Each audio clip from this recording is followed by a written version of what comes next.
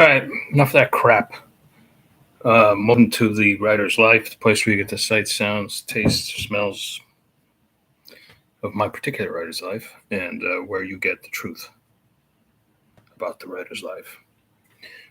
So, subscribe if you haven't already. Punch the like button. Tap the bell for notifications. Don't forget to visit the store at www.vinzandri.com, VINZANDRI.com. You know the name. Buy some books. Somebody bought the whole Chase Baker series a couple of days ago and returned it. Who would do such a thing?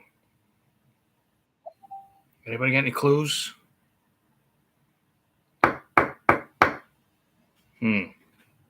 Anyway, that's not nice. In any case, it happens. And then my other bitch is that have the days like shifted and there's just 22 or 23 hours in a day, because I turn around and I'm behind an hour, like consistently. Crazy. Maybe I should stop napping so long. I don't know.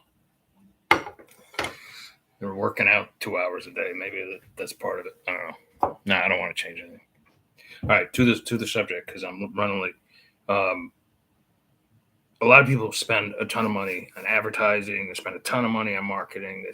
They hire these marketing gurus who cost them $1,000 a week.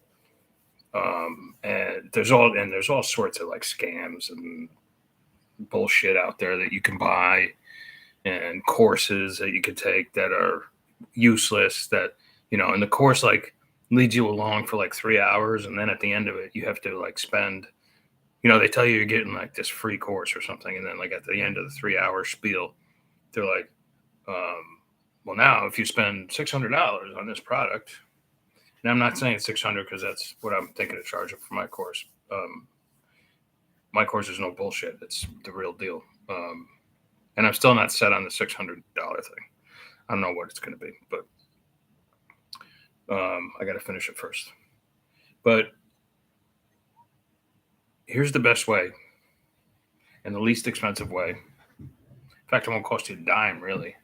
It's mostly sweat equity. But here's the best way to get your books to rise above the stream of seemingly thousands upon thousands upon thousands upon thousands upon thousands of books that are released every single year in your particular genre.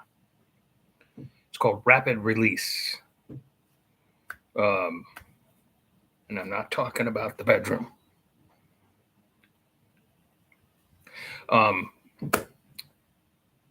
If you put out a book a month or around there, Amazon's going to take notice of it.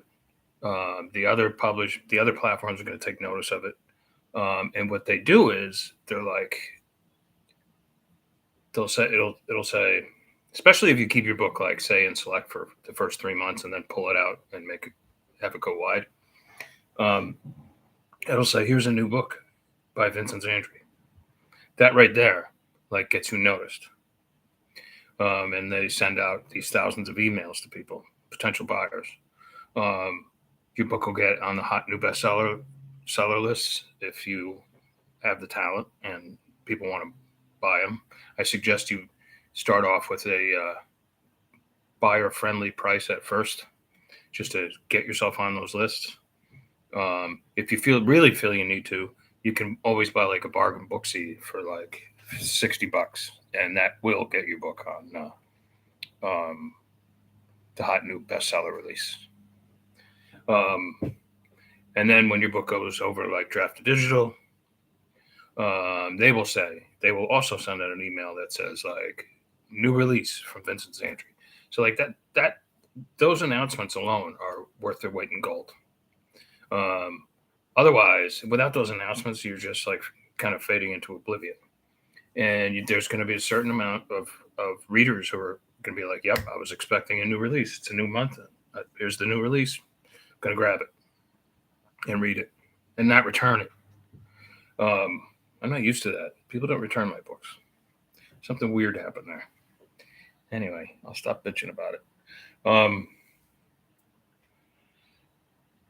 Also, you're going to put news of the new release on your newsletter. You're going to put news of the new release on your website. You're going to put it on your Substack.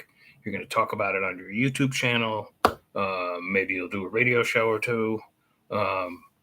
There's all sorts of. You're going to put it on Facebook. You're going to put it on Instagram. You're going to put it on LinkedIn. I don't do TikTok. But whatever social media platform of your choice, whatever it is. So, like, there's all sorts of ways to get your book to rise above the other, the nobodies without spending really a dime, maybe $50, $60, but that's about it. It's just sitting your ass in the chair and writing new material every day. That's all it takes. That's all it takes. Today I didn't do too much fiction, actually, because I've been freelancing all day. For the most part, that happens, but that's okay. I'm a freelance writer, after all. It's what I do. So anyway, I just wanted to give you that quick little spiel on, like, you don't have to fall for all these like stupid, very expensive schemes and hire gurus and all that stuff. It's bullshit. Don't do it. That's just my opinion. All right, somebody's chiming in. It's the Big Philly Man. Also, Frank Theodad, if you watch this, I definitely want to be on your interviewed on your Substack. I sent you a note, so I gave you my email, so or DM me here, whatever you want to do. So let me know when you want to do it. Big Philly. Sometimes I wish I spent the last few years selling BS courses instead of writers. Few years selling BS courses instead of writers. These con artists make bank. Yeah, they do. But I have to look myself in the mirror every day. Yeah, well, sure. Yeah, it's BS course instead of writing. Yeah, I hear what you're saying. No, but you wouldn't have, Big Philly. It's just, even though I know, it's kind of like saying, I wish I had written The Martian or something like that. It's just, that was for somebody else to write, not me. It was for somebody else to do, not me. Or I wish I had,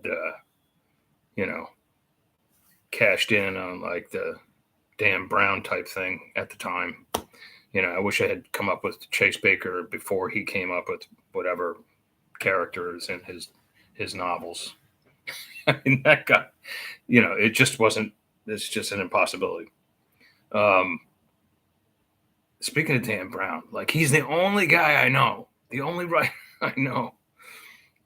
You walk in like the Vatican and they have stacks of his books available. You walk in the Uffizi Gallery in Florence, and they got, in the bookstore, there's like tons of Dan Brown books. Like, the guy could do no wrong. And I got to be honest, I don't particularly like his books all that much. I love the stories and I love the plots. Like, I'm not knocking him. Let's face it, he's crushing me, right?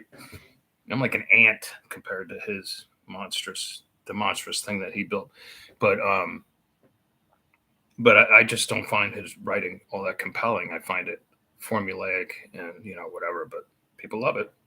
So who am I to say? But